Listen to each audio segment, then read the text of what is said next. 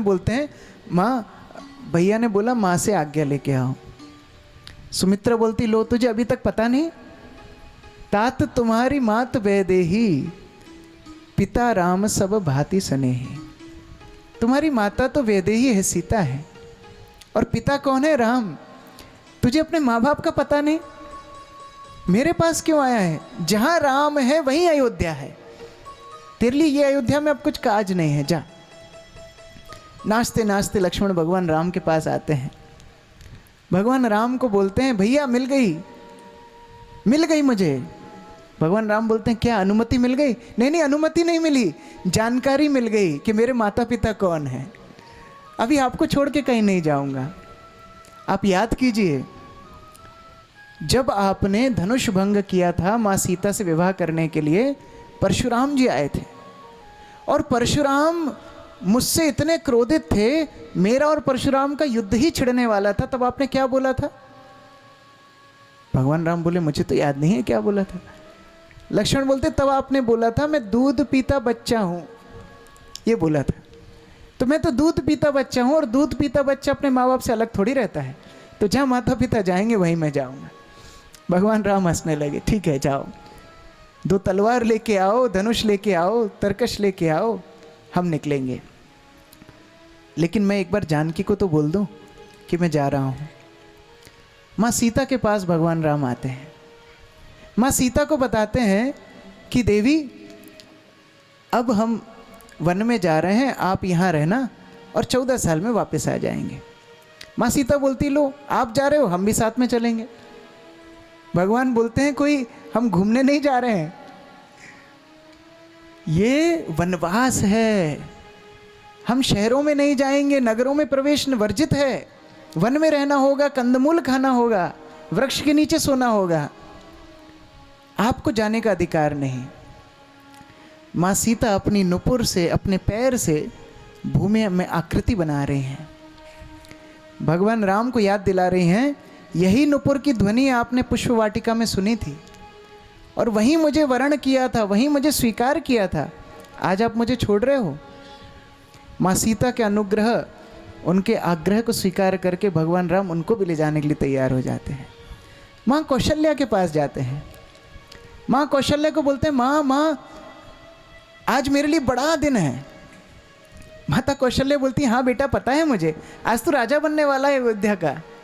बोलते नहीं, अयोध्या का राज तो बहुत छोटा था, पिता ने मुझे वन का राज्य दिया है, अब और बड़ा राज्य दिया है, मैं वन में जा रहा हूं। कौशल्या रोने लगती है। भगवान राम उनको सांत्वना देते हैं, बोलते हैं पिताजी और माँ कैकेयी का ध्यान आपको ही रखना है, आप यहाँ रहिए। भगवान राम जाने के लिए तैयार होते हैं, और जैसे ही जाने के लिए तैयार होते हैं दशरथ और कैकेयी के सामने आज्ञा लेने के लिए आते हैं। आज्ञा लेते समय कैकेयी भगवान राम के हाथ में एक पेड़ की छाल दे देती है। तपस्वियों का वेश लेना पड़ेगा, ये राजसी कपड़ों में थोड़ी जाओगे। लक्ष्मण के हाथ में देती हैं और माँ सीता के हाथ में देती हैं। देख करके दशरथ फूट फूट के रोने लगते हैं। राम और लक्ष्मण वस्त्र पहन करके आ जाते हैं, लेकिन सीता उन वस्त्रों को निहार रही है। सीता को पता ही नहीं है ये कैसे पहने जाते हैं, तापस वेश कैसा होता है, सीता ने कभी देखा ही नहीं। भगवान राम सीता को ले जा करके उन्हें वस्त्र पहनवाते हैं और भगवान अयोध्या छोड़ करके जाते हैं। अयोध्या के सारे प्रजा भगवान राम के साथ साथ जाती है, सुमंत रथ में बिठा करके ले जाते हैं। रात में जब सब शयन करते हैं, भगवान उनको छोड़ करके आगे बढ़ते हैं, और यहाँ सुमंत खाली रथ ले करके अयोध्या वापस आते हैं। अच्छा, कई लोगों ने जब रथ देखा सोचा थोड़ा बहुत सुमंत घुमा के राम को वापस ले आए, लेकिन फिर किसी ने बोला देखो घोड़े रो रहे हैं, इसका अर्थ है राम वापस नहीं आए। दशरथ सुमंत को देख करके अपने आसन से गिर जाते हैं। सुमंत को पूछते हैं लक्ष्मण ने क्या बोला, राम का नहीं पूछते हैं, लक्ष्मण ने क्या बोला। सुमंत थोड़ा हिचकिचा रहे हैं। दशरथ बोलते हैं नहीं, निर्भय होके बताओ लक्ष्मण ने क्या बोला। सुमंत बोलते हैं लक्ष्मण ने बोला मेरा साहस हो तो मैं दशरथ को बंदी बना के अभी राम को वापस राजा बना दूं। दशरथ मुस्कुराने लगे, हाँ अब मुझे भरोसा है कि लक्ष्मण राम का ठीक से सेवा करेगा। प्राणों से अधिक प्रिय राम दशरथ को थे। यहाँ भगवान राम अरण्य में आगे जाते हैं, गुहा से मित्रता करते हैं, साधुओं को, वन के पशु पक्षियों को, पेड़ों को, वनस्पतियों को, सबको प्रेम देते हैं और भगवान चित्रकूट आ जाते हैं। चित्रकूट में भरत भगवान को मनाने आते हैं।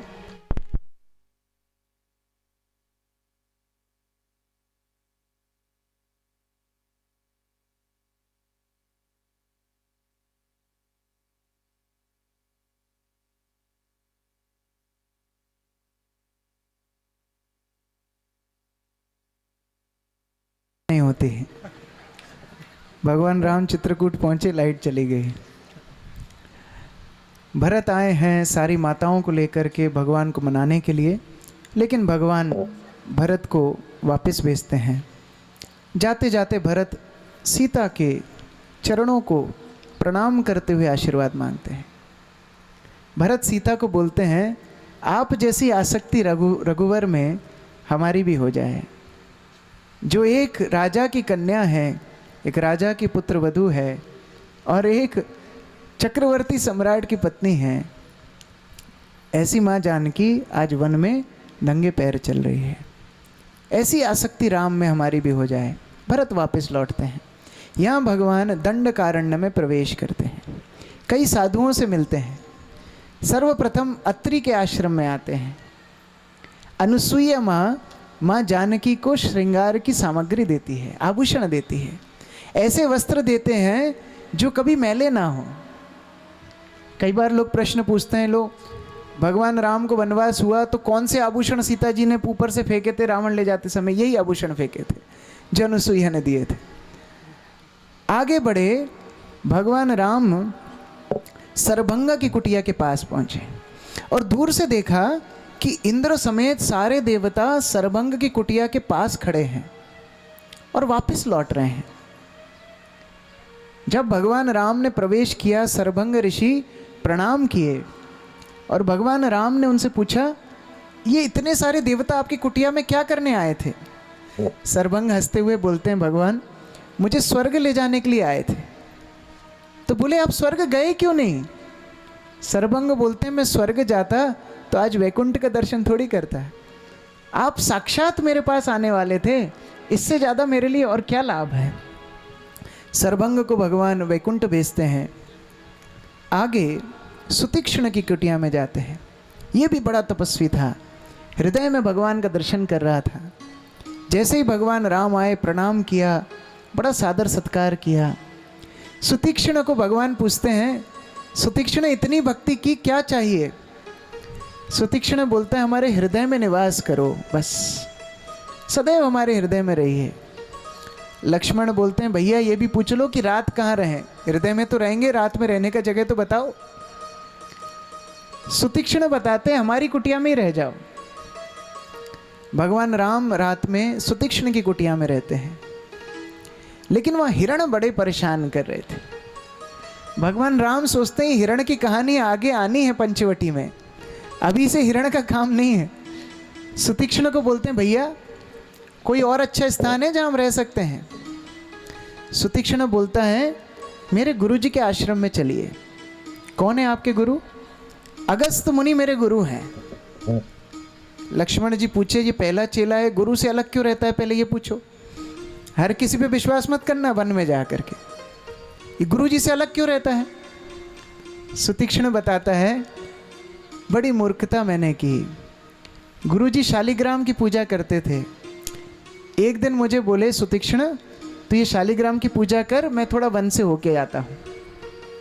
मैं शालिग्राम की पूजा करते करते देखा जामुन के पेड़ पे जामुन लगा है, लेकिन हाथ नहीं पहुँच रहा था। मैंने सोचा ये शालिग्राम को फेंक के जामुन तोड़ लेता हूँ। जामुन तोड़ने के लिए शालिग्राम फेंकी, जामुन तो नीचे गिरा, शालिग्राम गंगा में बह गया। अभी क्या करूं?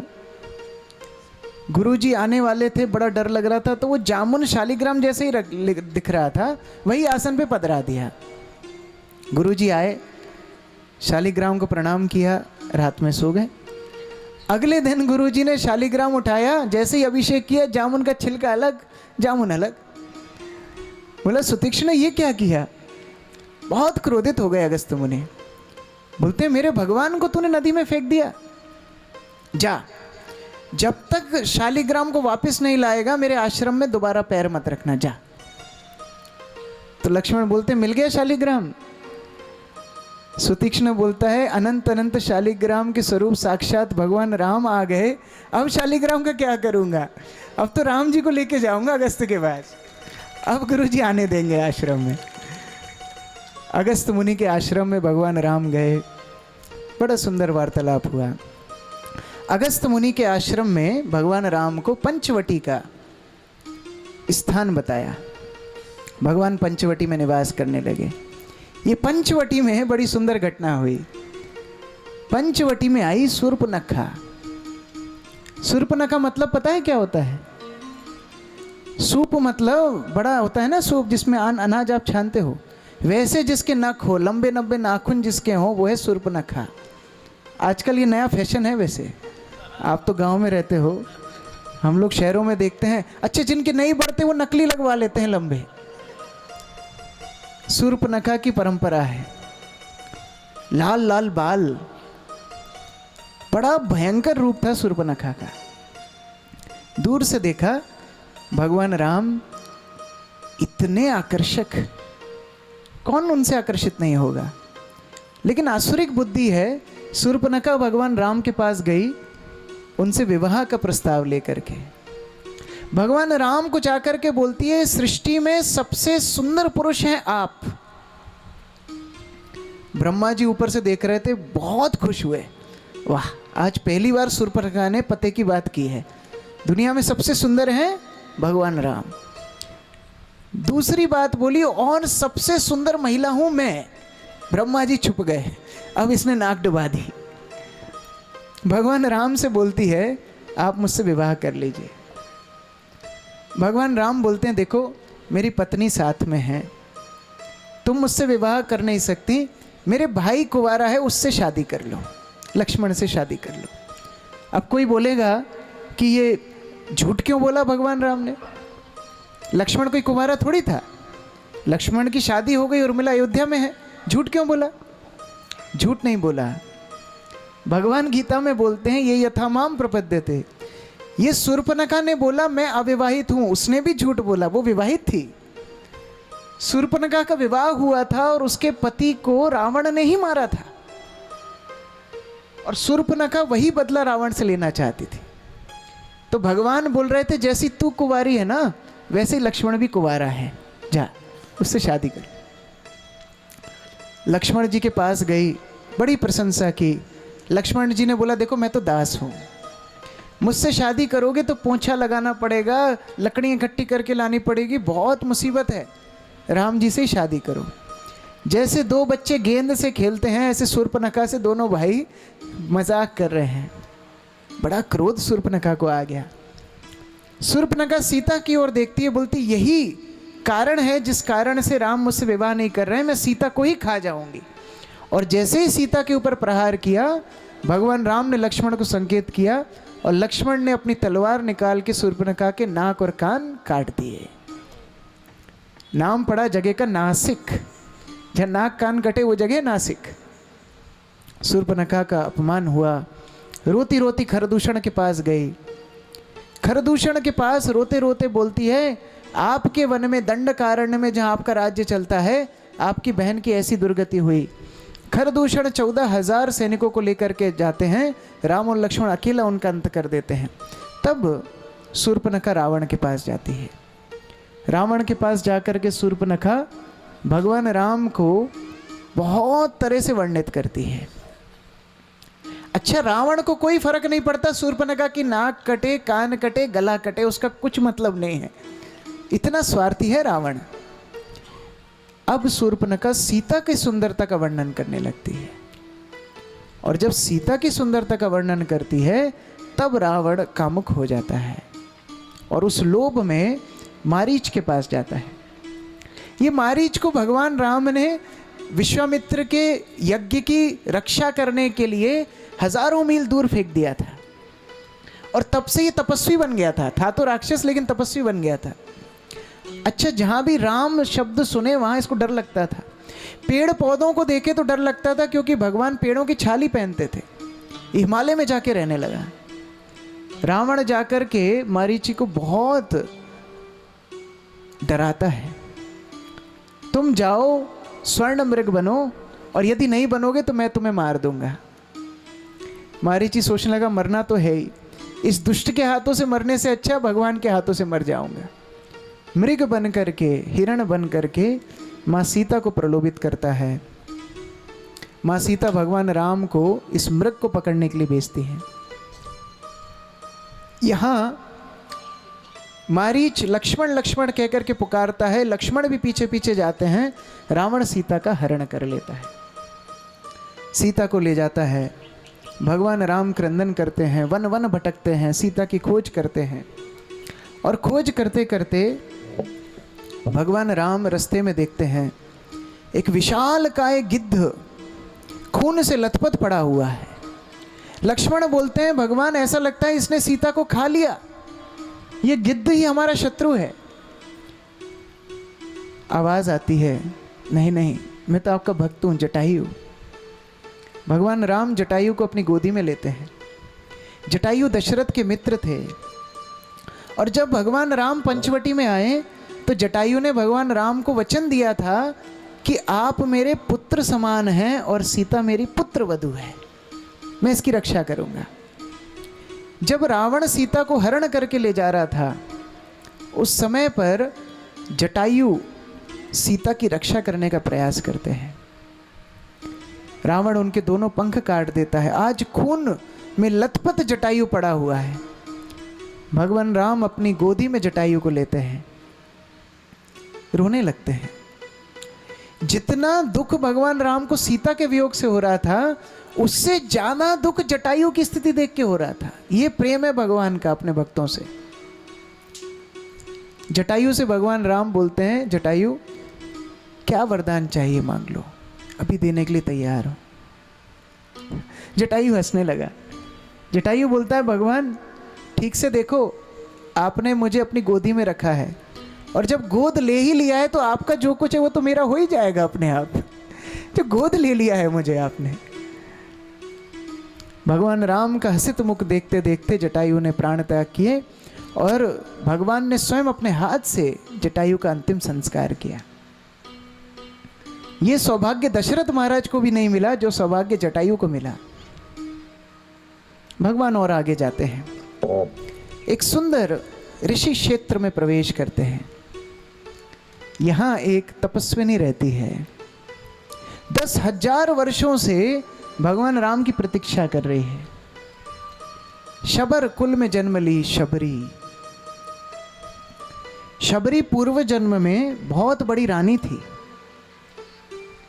एक बार प्रयाग में अपने पति के साथ स्नान करने गई, और पास ही में कुछ साधु हरि कीर्तन हरि कथा कर रहे थे। रानी बोलती है राजा से, मुझे भी जाना है, इस कथा को श्रवण करना है। राजा बोलता है हम थोड़ी ऐसे जाते हैं, ये फकीरों का काम है, हम राजा लोग तो बड़े बाजे गाजे के साथ जाते हैं, ऐसे थोड़ी जाते हैं। इतना विरह उस रानी को हुआ कि क्या कार्य का ये उच्च कुल का जीवन है जो मैं हरि कथा सुनने भी नहीं जा सकती। वो वियोग में अपना शरीर छोड़ती है और अगले जन्म में शबरी के रूप से जन्म लेती है। बचपन से विरक्त छोटी सी लड़की है। जब तरुण अवस्था में आई, उनके माता पिता सोचने लगे इसका विवाह करा देते हैं, तब इसका संसार में थोड़ा मोह आएगा। अच्छा, शबर कुल में विवाह की तैयारी पता है कैसे होती है? कई महीनों से पशु पक्षियों को पकड़ना शुरू किया, बारात आएगी फ्रेश काट के खिलाएंगे। कई पशु पक्षियों को पकड़ा। ये शबरी तो भगवान की भक्त थी। एक दिन उस द्वार को ही खोल दिया जहां सारे पशु पक्षियों को पकड़ा था। वो सब उड़ने लगे, मुक्त हो गए, और जाते जाते शबरी को आशीर्वाद देते हैं, शबरी जैसे हमको तुमने मुक्त किया है, हम तुम्हें आशीर्वाद देते हैं, इसी जन्म में तुम्हें भगवान की कृपा मिले और तुम मुक्त हो जाओ। ये आशीर्वाद प्राप्त करके हरे कृष्ण। शबरी वन का आश्रय लेती है। वन में मातंग ऋषि रहते थे। मातंग ऋषि अपने सारे ब्रह्मचारियों के साथ निवास करते थे। आश्रम में जहां ब्रह्मचारी रहे, माताओं का प्रवेश वर्जित था। ये शबरी छुप छुप कर सेवा करती। रात में जब सब सो जाते तब झाड़ू लगाती। रात में जब सब सो जाते जल भर के लेके आती। रात में जब सब सो जाते वन से लकड़ी इकट्ठी करके लेके आती। अच्छा, ब्रह्मचारी भी बड़े चतुर थे। सारा काम करा कराया मिलता और गुरु को बोलते हमने किया है, हमने आश्रम साफ किया है, हम लकड़ी लेके आए, हमने जल भरा है। कई दिन निकल गए। एक दिन मातंग ऋषि ने पकड़ लिया, ये सब कार्य तुम नहीं कर रहे हो, कोई और कर रहा है, छुप के देखो। छुप के जब देखा, रात में शबरी को ये सारे कार्य करते देखा। मातंग ऋषि के सामने लाए। ये स्त्री हमारे आश्रम में प्रवेश करती है। मातंग ऋषि बोले, आध्यात्मिक मार्ग की पहली शिक्षा है तुम शरीर नहीं तुम आत्मा हो। यदि स्त्री पुरुष का भेद कर रहे हो तो कैसे साधु हो। आज से इसी आश्रम में रहेगी और जितना सम्मान तुम्हें मिलता है उतना ही सम्मान इस शबरी का होगा। शबरी मातंग ऋषि की कुटिया में रहने लगी। कई दिन बीत गए। एक दिन देखती है सुबह सुबह सारे के सारे ब्रह्मचारी मातंग ऋषि के आसपास खड़े हैं। मातंग ऋषि अंतिम उपदेश दे रहे हैं, वैकुंठ जाने की तैयारी कर रहे हैं। तब ये शबरी अश्रुपूर्ण आंखों से मातंग ऋषि को बोलती है, मैंने तो अपना परिवार छोड़ा, सब कुछ छोड़ा, एकमात्र मेरे आश्रय आप हो। आज आप चले जाओगे तो मैं किसके आश्रय में रहूंगी। तब मातंग ऋषि उनको आशीर्वाद देते हैं, यहीं रहना, भगवान राम आएंगे और जब राम आएंगे तुम्हारे जन्म जन्म की प्रतीक्षा पूर्ण हो जाएगी। बस वही गुरु आदेश को प्राप्त करके उस कुटिया में शबरी रह रही है। आइए माँ शबरी के भाव से हम भी भगवान राम को स्मरण करें। किस प्रकार शबरी प्रतीक्षा कर रही है भगवान राम के आने के लिए। राम रामेते रमे रामे मनोरमे सहस्रनाम ततुल्यं राम नाम वरानने। श्री रामाय रामभद्राय रामचंद्राय वेदसे रघुनाथाय नाथाय सीताय पतये नमः। सियावर रामचंद्र की जय, पवन सुत हनुमान की जय हो। मेरी झोपड़ी के भाग आज खुल जाएंगे, राम आएंगे। 10,000 वर्षों तक शबरी प्रतीक्षा कर रही है। प्रतिदिन फल चुन के लाती है, प्रतिदिन कुटिया सजाती है, मार्ग में फूल बिछाती है। आज भगवान राम और लक्ष्मण उस ऋषि क्षेत्र में प्रवेश करते हैं। कई साधु, कई ऋषि, कई ब्राह्मण भगवान का सत्कार करते हैं और यहाँ ब्राह्मण बड़ी बड़ी स्तुति बोलते हैं और भगवान राम उनको बीच में बोलते हैं, भैया माँ शबरी की कुटिया दिखा दो, तुम्हारी स्तुति बाद में सुनेंगे। ब्राह्मण लोग बताते हैं उनकी कुटिया ढूंढने की आवश्यकता नहीं है। वो दूर से जहाँ सुगंध आ रही है, जहाँ मार्ग में पुष्प बिछे हैं, आपके लिए ही है। भगवान राम बोलते हैं, ये शबरी को पता कैसे पड़ा कि हम आ रहे हैं, हमने तो कोई सूचना नहीं दी। ऋषि कुमार बताते हैं भगवान प्रतिदिन इसी तरह आयोजन करती है और दिन में एक बार नहीं कई बार करती है कि कब आप आएंगे। बूढ़ी हो गई है। भगवान राम और लक्ष्मण उस पुष्प के पथ पर चलते चलते माँ शबरी के निकट पहुंचते हैं। आज आंखों से दर्शन करते करते शबरी की समाधि लग गई। लक्ष्मण जी राम को बोलते हैं, भैया लगता है मैया गई। राम बोलते नहीं, इसका प्रेम है। जा करके प्रणाम भगवान ने शबरी को किया है। सुंदर भोग शबरी ने खिलाया, नवदा भक्ति की चर्चा हुई और उसके बाद भगवान ने शबरी को भगवत धाम भेजा है। लक्ष्मण पूछते हैं, भैया ये सब बातचीत में सीता का तो भूल ही गए हम, ये जाते जाते इनसे ये तो पूछ लो आगे जाना कहाँ है। शबरी बताती, यहाँ से आगे जाइए, ऋषिमुख पर्वत पे आपको सुग्रीव इत्यादि वानर मिलेंगे, बस वही आपकी मदद करेंगे। आगे चले हैं। भगवान राम लक्ष्मण के साथ ऋषिमुख पर्वत के पास आए। सुग्रीव देख करके घबरा गया कि दो बालक, हाथ में धनुष है, कहीं बाली ने तो नहीं भेजे। बाली से छुप करके ये ऋषिमुख पर्वत पर बैठा था। सुग्रीव ने हनुमान जी को परीक्षा करने के लिए भेजा। हनुमान जी ब्राह्मण वेश बना करके आए और जैसे ही भगवान राम ने परिचय दिया, अपने असली स्वरूप में आकर के प्रणाम करने लगे, रोने लगे। हनुमान जी भगवान को बोलते हैं, दास तो मूर्ख होता है, दास को थोड़ी पता होता है कि स्वामी को कैसे आराधना करना है, कैसे कैसे पूजा करना है, कैसे सत्कार करना है। लेकिन आप तो जानते हो, आप तो मुझे नहीं भूले, मुझे अपनी सेवा में स्वीकार कीजिए।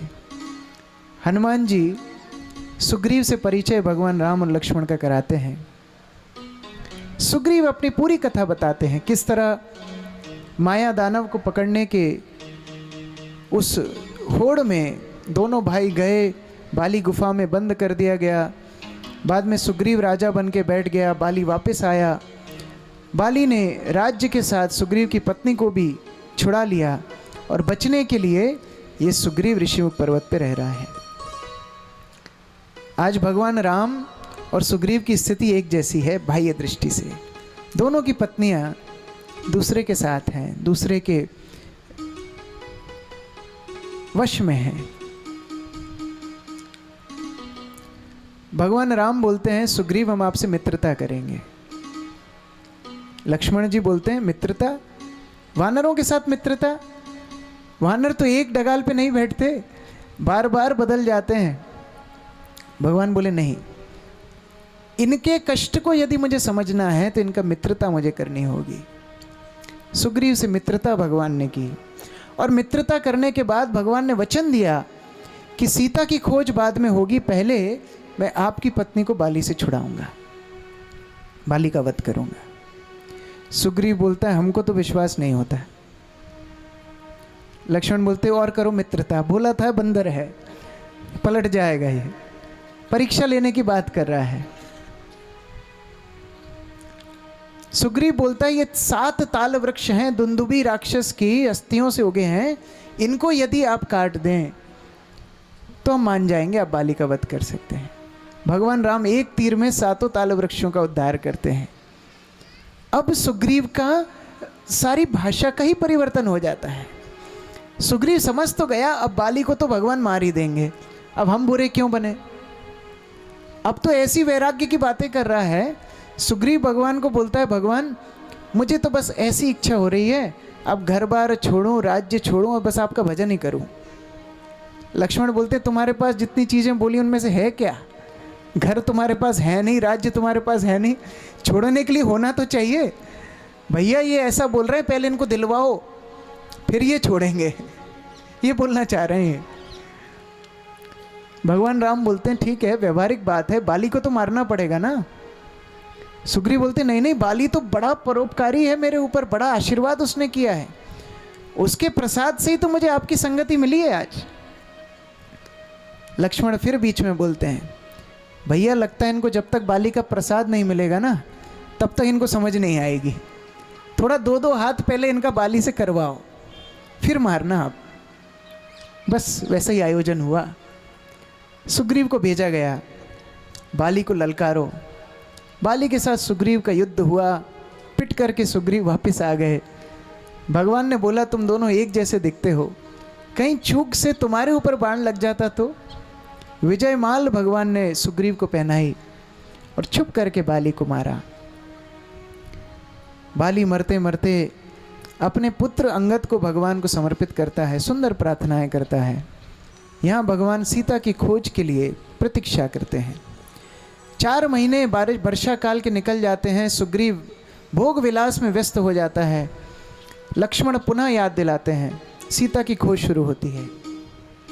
खोज करते करते एक टोली दक्षिण दिशा में चलती है, समुद्र तट पे आ जाती है। वहाँ संपाति के द्वारा सीता का पता मिलता है। हनुमान जी लंका जाते हैं। विभीषण से मैत्री करके सीता को भगवान राम का संदेश देते हैं। रावण को भगवान राम की शक्ति का आभास कराते हैं, लंका में आग लगा देते हैं। हनुमान जी शुभ संदेश लेकर के भगवान राम के पास आते हैं। अच्छा, जो अंगूठी भगवान राम ने हनुमान जी को दी थी, उस अंगूठी का भी बड़ा प्यारा इतिहास है। ये अंगूठी जनक महाराज ने दी थी विवाह के समय भगवान राम को।